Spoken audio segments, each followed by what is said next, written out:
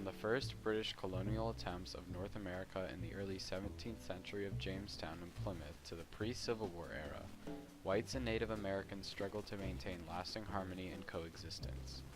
Indian revolts such as the Powhatan Confederacy in Jamestown, Metacom's War in 1675, and the Pueblo Revolt in 1680 in modern-day Mexico are some of the examples of the increased tension between the natives and Americans.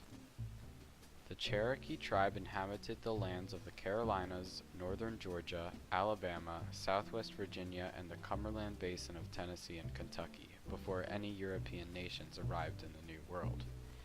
When the Europeans first arrived in North America, the Cherokee Nation was a large and expansive tribe that was flourishing and thriving off the land. Over time, the Cherokees were slowly pushed out of their ancestral lands as Europeans and later Americans saw.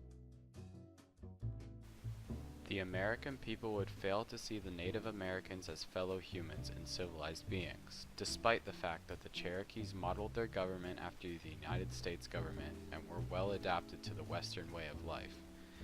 The Cherokees accepted Christianity as their religion, and some of them learned the English language in order to communicate with the United States government.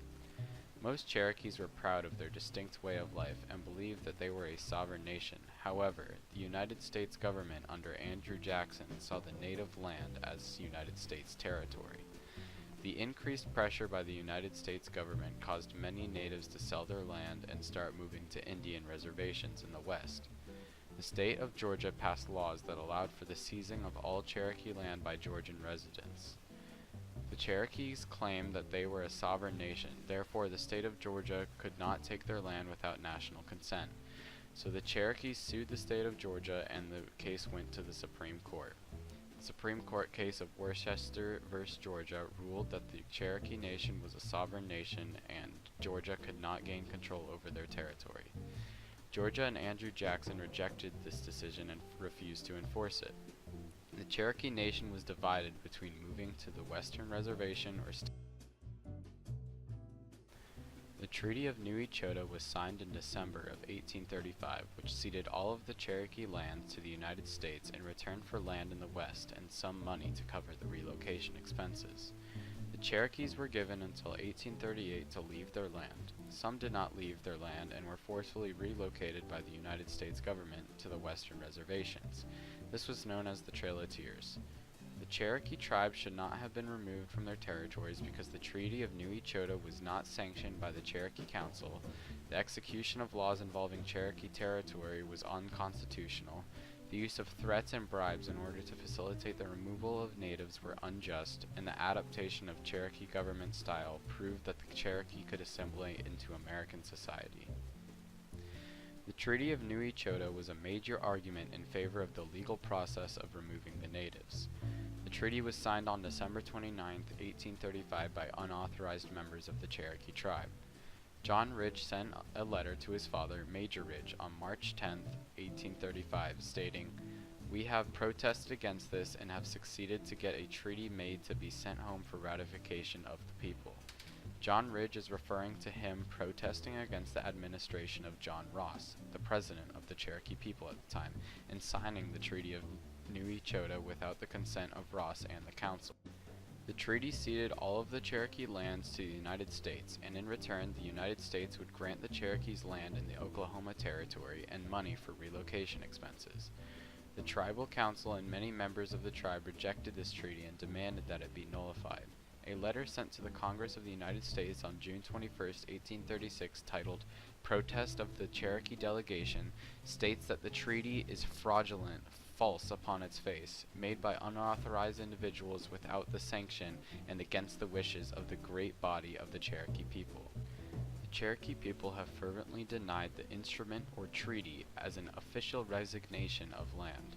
The treaty was not signed by official delegates from the Cherokee Council, and therefore the treaty should be treated as an unofficial government document. In the years 1830 and 1831, the state of Georgia's government passed laws that allowed the citizens of Georgia to claim land owned by the Cherokees through lottery and purchase. The Cherokees had no involvement in the passing of these laws and did not consent to the concession of their land. On July 24, 1830, the Committee and Council of the Cherokee Nation addressed to the people of the United States that it is incredible that Georgia should ever have enacted those oppressive laws to which the reference is here made. They later stated, "We are not willing to remove." The Cherokees had no intention of leaving their land, and they believed that Georgia had no right to. On January 23, 1835, John Ross argued to President Jackson that, in defiance of acts of Congress, decisions of the Supreme Court, and of solemn treaties, Georgia has gone on first to despoil them of their laws and government, and impose upon them laws the most obnoxious, then to distribute unbought to her own citizens by lottery, and lastly, she has put forth her hand under the act of her legislature to expel them from their homes. The lands of the sovereign nation of Cherokees were unrightfully assumed into the hands of Georgia, and the Cherokees were not compensated for this action. The government of Georgia has defied the Worcester v. Georgia Supreme Court decision, and the United States government has failed to enforce this decision unto Georgia. Laws passed by the state of Georgia should not have been able to constitute the removal of the natives. The government used corrupt forms of persuasion in order to gain land and sway Cherokee leaders towards their agenda.